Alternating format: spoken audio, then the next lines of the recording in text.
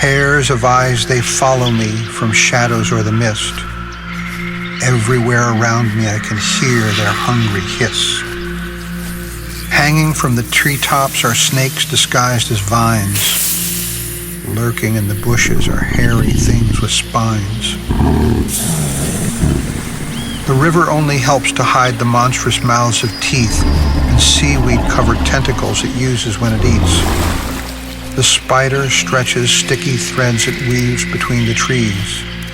Until the victim wanders in, its web cannot be seen. The mist that's hanging everywhere is pterodactyl breath, the swooping, scaly vulture that only deals in death.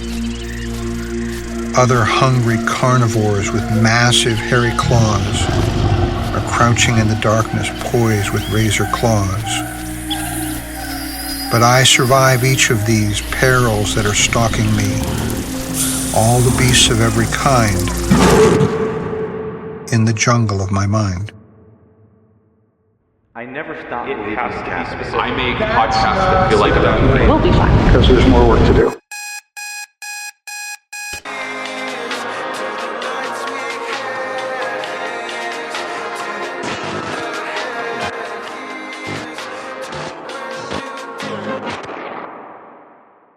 I've been reworking this episode for the past several weeks. I had it all nicely laid out. You see, this episode was supposed to be part 2 of my process of finding my niche, but no matter how much I want my life to play out in an orderly, serial TV show sort of fashion, life just isn't that clean cut. At any given moment, there are 1,000 things running through my head. Voices, noises, cautionary tales, and relentless imagination. Both. They're just there. And while most of my time is spent sitting, staring at my laptop, inside my head, there's a jungle. If you haven't guessed by now, this story is about fear. Not so much the dreaded fear of heights, or the dark, or even the fear of failing. Rather, I want to talk about what that fear does to us, how it impacts the decisions we make, even when we might not realize it.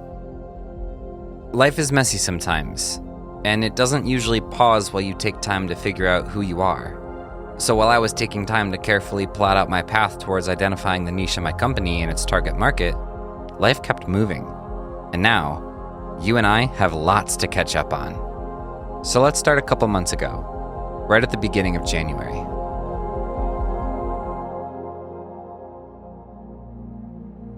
Coming off the drought of November and December, January was the first month of business that felt at least a little bit sustainable.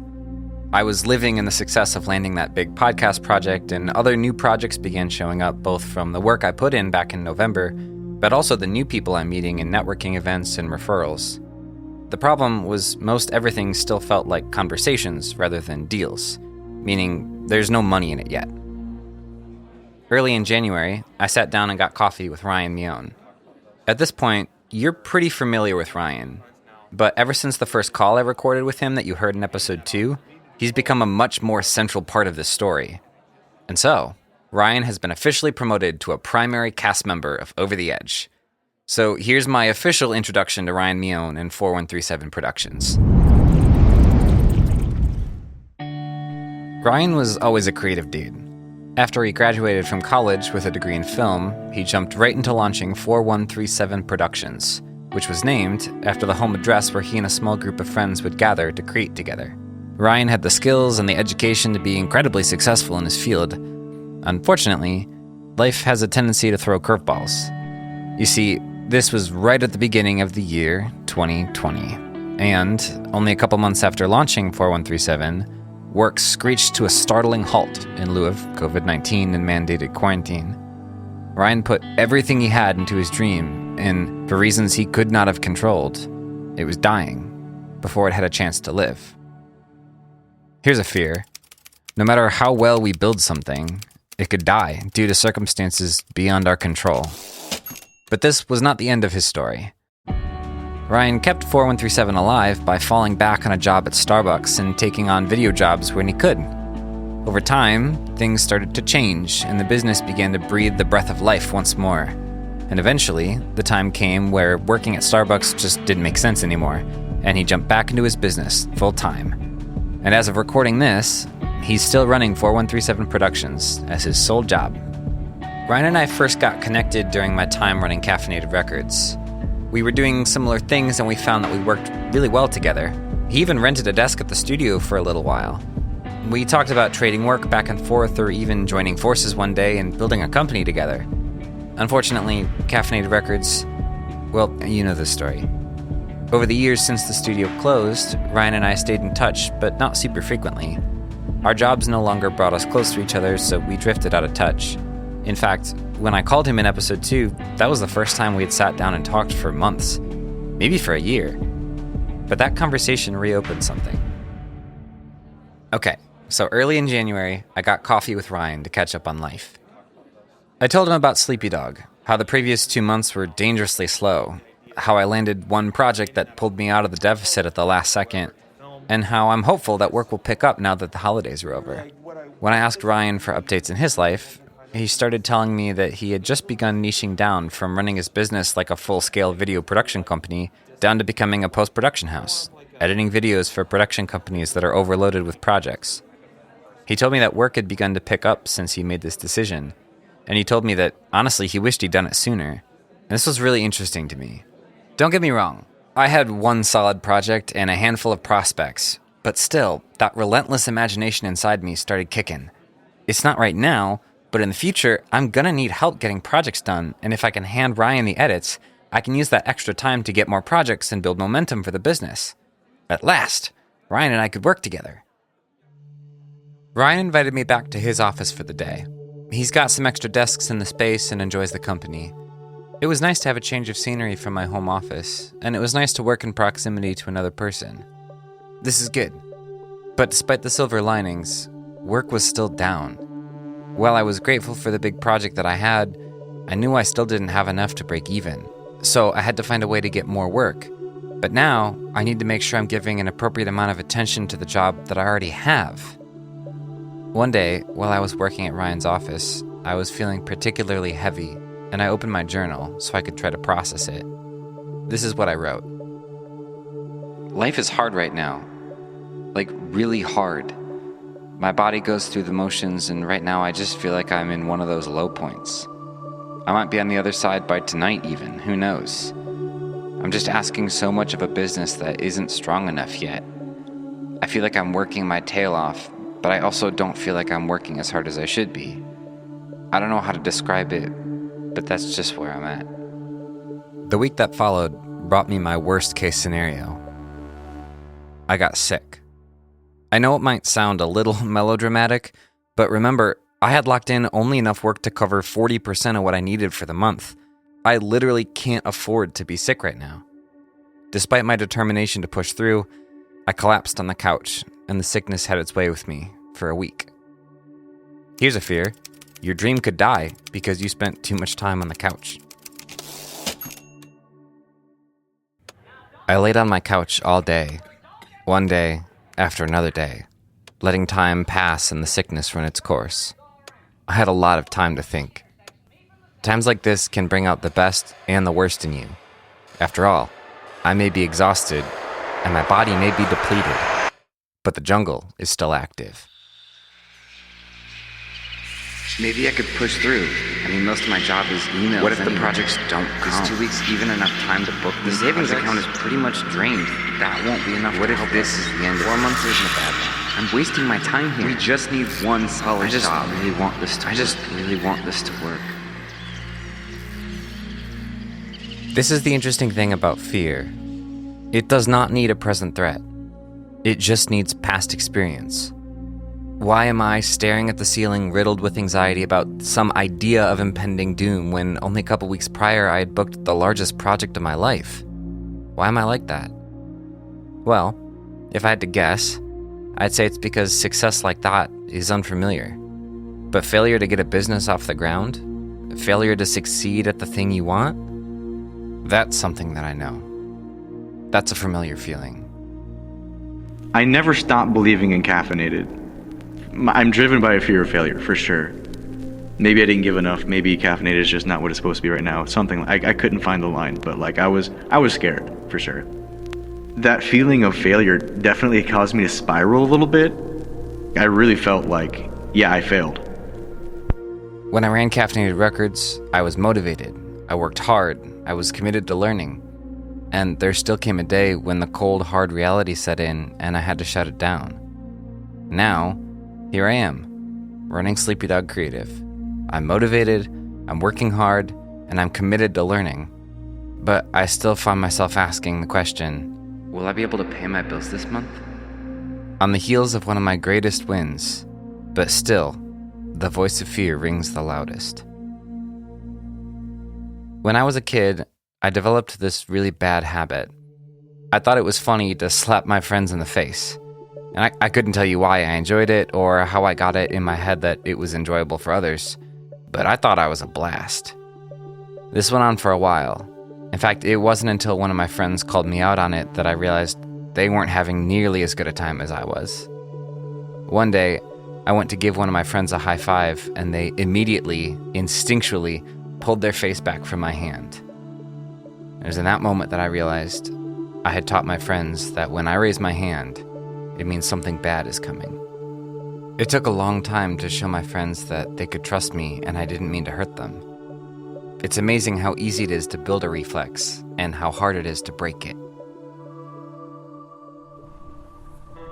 So there I am, 2 weeks removed from my big win, laying on my couch, 100-degree fever, staring at the ceiling, realizing now that I've taught my brain that if I stop working for even a second, something bad is coming.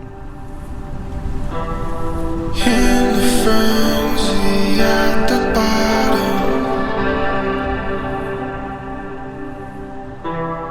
is it worth holding on?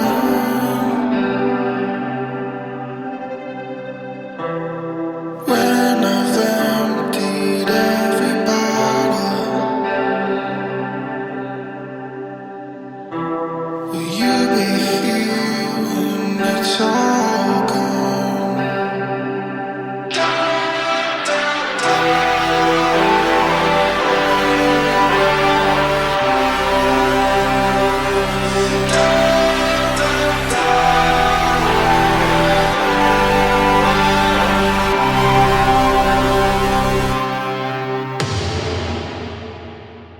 We'll be right back.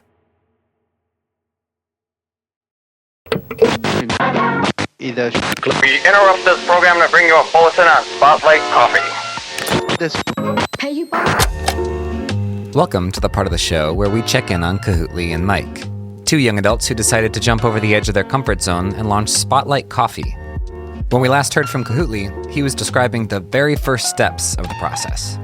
Me and my buddy Mike, we've just had this dream forever to do our own thing, do our own coffee thing. Seeing how determined he was, I knew someday, Lord permitting, we'll be able to do it. And sure enough, he invites me over to hang out over at his apartment, and he just asked me, hey, if I wanted to start a coffee thing, would you want to be my business partner? And in that moment, I was like, yes. There's a couple of reasons Mike and Cahootly are positioned well to succeed in this venture. They both have been coffee aficionados for years, working at a collection of coffee shops and getting increasingly well-versed in the world of high-quality coffee. Mike in particular has been uniquely fascinated with learning the finer points of coffee. I just love coffee. Coffee's the best. I don't know. I just really enjoy all of the properties that coffee facilitates or has. It just provides that community aspect. There's a whole bunch of nerdiness that I love to dive into. I just like the idea of mastering something as well. So just the pursuit of mastery is really grabs my attention. It's endlessly fascinating. Cahootly and Mike divided the workload and delegated specific tasks to each other. Mike was going to focus on coffee quality and business logistics, and Cahootly was going to focus on marketing, strategy, and doing some of the grunt work to get this thing up and running. They set out to start phase 1 of their coffee business, a mobile coffee cart. This was a great way to begin to show people what Spotlight Coffee was all about before having to drop the kind of money required to open a cafe. Still, there's a lot of details to iron out.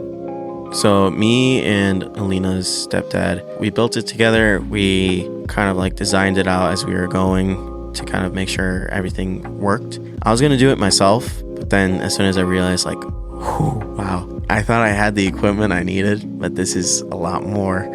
And so I reached out to him and he was like, dude, let's do it. We need enough room for the plumbing system. So we need somewhere to install it. We need holes and stuff to be able to fit things through, like tubing and such, and enough storage in there to where we can store our cooler to be able to put our drinks and stuff and other dry goods. And then supports and stuff like that, because like it's gotta be strong. As with my story, and the story of so many people standing at the edge, there's some emotional stakes underneath this decision for both Mike and Kahutli. These stakes, while they might not be the driving force of your decisions, they play an undeniable role in the way you see the purpose of the dream you're pursuing. It kick-started by finding out my wife was pregnant and the excitement of that and the desire to start building something that I had thought about for a while. Just wanting to create something that can provide for my family and stand alone, so where I don't have to rely on another income. So starting that process now, I knew I couldn't do it alone, and Kahutli was just the clear choice of like best partner. For Kahutli, he's right at the front of making some major life decisions, the biggest of which is finding the right date for his wedding. This is what it's all about. You see, I'm not just starting a video company, and Mike and Kahutli aren't just starting a coffee company.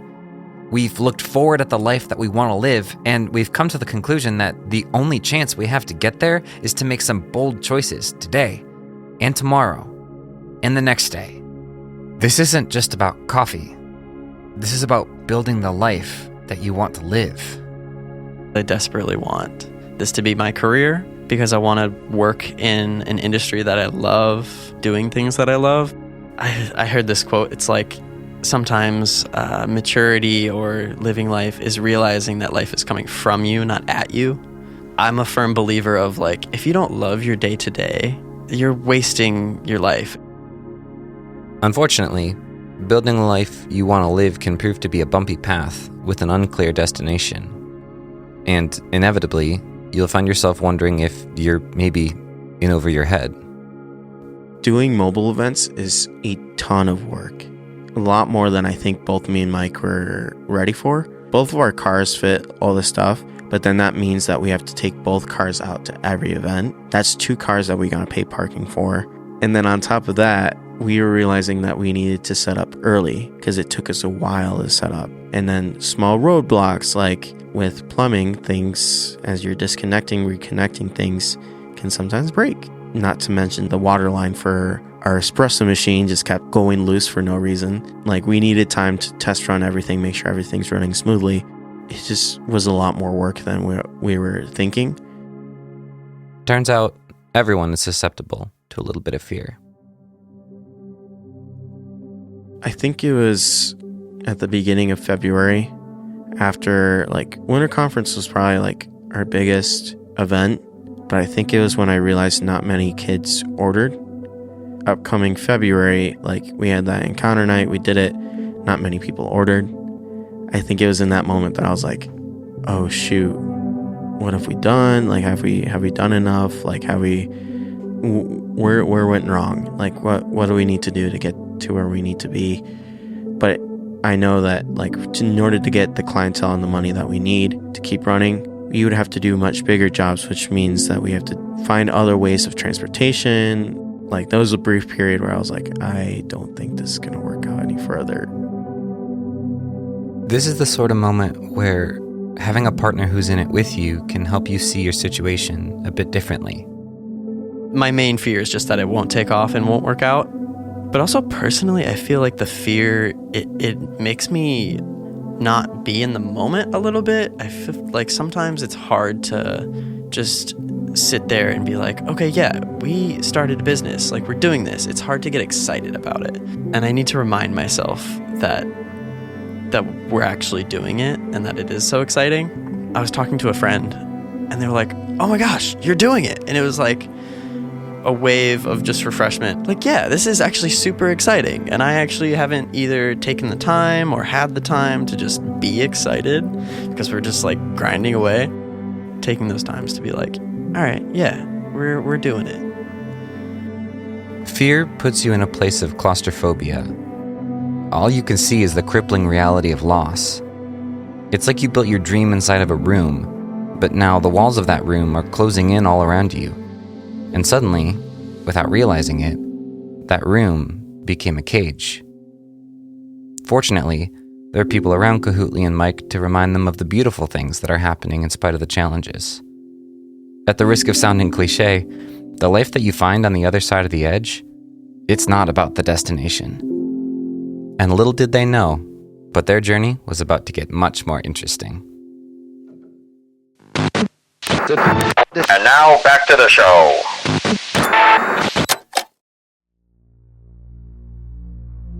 A business like mine has a strange sort of volatility. Each project I do has a pretty high dollar amount attached to it, and this means that I might be able to get by on 2 or 3 projects a month. So, while I laid on the couch, too exhausted to get anything done, I was nervous about being halfway through the month with a 60% revenue deficit. But at the same time, I knew that just one good project could pull me out of the hole. And one good project is only one good email away. And wouldn't you know it, while I laid on the couch, before the week was over, I got one good email. And funny enough, it's about another podcast. All right, so today was like a sudden slew of like wins. I don't know if you've ever had one of those. Oh yeah. It was, I don't want to brag, but of course I have. She's going to look over the contract, and unless there's anything that, she has questions about, she'll have it signed and sent over by the end of the day. Sweet. Wow. Awesome. Great. Cool. Yeah. I guess what next? Well, I need to put a couple meetings on the calendar for pre-production stuff. I'm hiring Kahootley to design the cover art for it. Yeah. I got to make a list of like strategy things to plan for and present that to her. So yeah, basically the next step is she's going to mail a check with 50%. That should be in by the end of the week. Hey. Okay, so I've got 2 good projects. Enough for me to squeak by in January. I think that week of forced downtime helped me identify the reality of some of my fears. But I think it also showed me that I don't have quite as much control in the success and failure of my business as I thought I did. And you could take that with anxiety, or you could take that as a relief. I think I'm doing both. But either way, it was nice to know that we're one step closer to having a stable business. However, just because you've identified a fear does not mean you've confronted it. In the following weeks, some more jobs began to come through the pipeline. They weren't like crazy big jobs, but it was enough to feel like we're starting to move forward. And this is where I was faced with a choice, and I learned I needed to put my money where my mouth was. Literally. And just like that, we're back in the jungle. So the more conversations I'm having, the more I'm noticing that I'm making the most progress when I'm focusing on the sales conversations and the networking. But now, every time I get a new job, I need to devote more and more of my time to accomplishing that job, which means I have increasingly less time to focus on the sales conversations and the networking. From the start of my business, I intended to bring other people in to edit the projects so that I could take that time I saved and focus on getting more projects. It's a great idea in theory, but now I've got some projects and I've got Ryan on board to edit the videos, but that feeling of scarcity is all too familiar. And I'm scared that if I let go of any of my resources, it'll be the end of me. But also, if I try to hold on to everything, I'm once again gonna collapse on the couch. And so I'm stuck in a loop where it feels like I will lose either way. Ladies and gentlemen, this is the cage. The place where our fear locks us up and holds us prisoner. Time and time and time again, I'm stuck. Fear is very powerful, and fear of failure is huge. I've had circumstances in my distant past when an opportunity came to me to meet with, a senior leader and take a look at a big project. And something inside of me, there was just, an invisible force which said, not this time. And really what's going on there is I'm concerned that I may get myself into something bigger than I was prepared for. and it's fear of failure. And fear of failure is terrible because it's really not the failure that we fear. What we really fear is the self-judgment that goes with it. And so it's the call that we don't make. It's the door that we don't walk through. It's the question we don't ask. How do you conquer it? That's a great question. The only way we get through fear is we've got to push into it and trust ourselves. You make the valiant attempt and you're going to succeed or you're not going to succeed. But either way, it didn't kill you. The way you conquer fear is you push through it. You can't go around it. You can't go around it. I called Ryan and said that I had a project for him and took 3 videos and hired him to be my editor. Ryan was gracious and gave me a good deal, well below what he's worth, honestly. But I think it helped me stretch this muscle of letting go and bringing other people in. And you know what's funny? It worked. It worked well. Ryan got right to work doing what he does best, and I jumped back into bringing in the next batch of projects. My new client conversations picked up, more contracts got signed, deposits were paid, things were moving. Things that might not have happened if I hadn't had the time. And Ryan did a killer job on the edits, getting good feedback from my client. It all worked so well. I kind of wondered why I was so afraid. This process got me asking some questions. Questions that centered around the conversation of finding my niche. What sort of business am I building? But honestly, the question I'm really asking is, what do I want from this business? And what do I want with my life? People have told me, you're super creative and, it makes sense that you're doing all this stuff.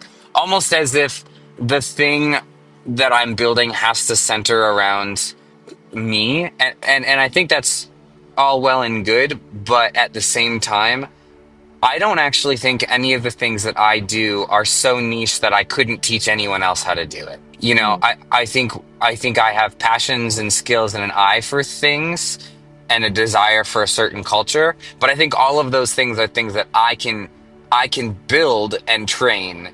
And I think if I don't choose to do that, I'm going to become the dad that I can't take a day off, because if I stop working, I'm the soul of the company dies. And I don't think I want to do that. I actually think I need to be willing to identify the fact that I'm not so special that I cannot be replaced, and actually make all of my goals about creating something that could replace me. I don't think I realized it at the time, but the things I was saying on that call would become the guiding force of my decisions going forward. And it's crazy to look back on it, because 4 days after I had that conversation, I would have another one that would change the landscape of Sleepy Dog Creative at a scale I could not have imagined. But we'll have to talk about that next time. In the meantime, I want you to think about this. Fear is powerful, and in a lot of ways, it's important. It helps protect us and helps us understand the true weight of the thing that's in front of us. But it can also lock us up and keep us from stepping into the life that we dreamed of. It's important that we can notice when our fear is the thing that's calling the shots. Because once we've done that, we can actually do something about it. Sometimes I need to talk to myself. When we have self-limiting beliefs, sometimes those self-limiting beliefs will come out of our mouth. The most dangerous person to hear your self-limiting belief is you. So be careful what you say. And so one of my mantras is, I treat adversity and opportunity exactly the same. Run straight at it.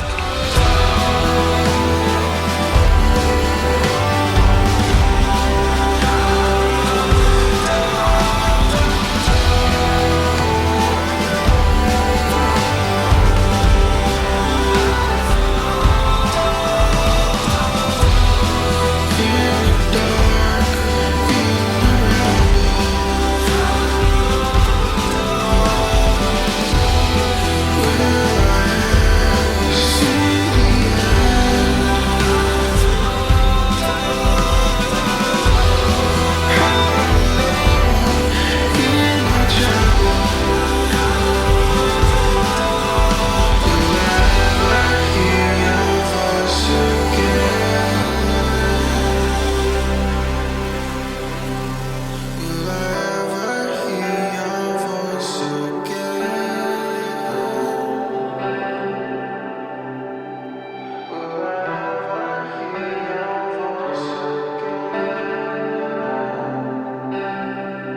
Over the Edge is a production of Sleepy Dog Creative. It was written, hosted, and edited by Jeremiah Shoemaker. Our theme song is OK by Quinn from Space. This episode's featured song is Drive Alone by Quinn from Space. Music composition by Jeremiah Shoemaker, Lucas Hibden, and Jesse Taylor. Graphic design by Kahutli Alvarado. All music for Spotlight Coffee was provided by the Toon Raider. You can find links to his music in the show notes. Special thanks to Mike Boyack, Kahutli Alvarado, Ryan Mione, and John Maxwell. If you enjoyed this show, send it to someone you know who needs to hear it. And if you want to reach out, you can email us at sleepydogcreative@gmail.com. We'll see you next time for the next chapter of Over the Edge.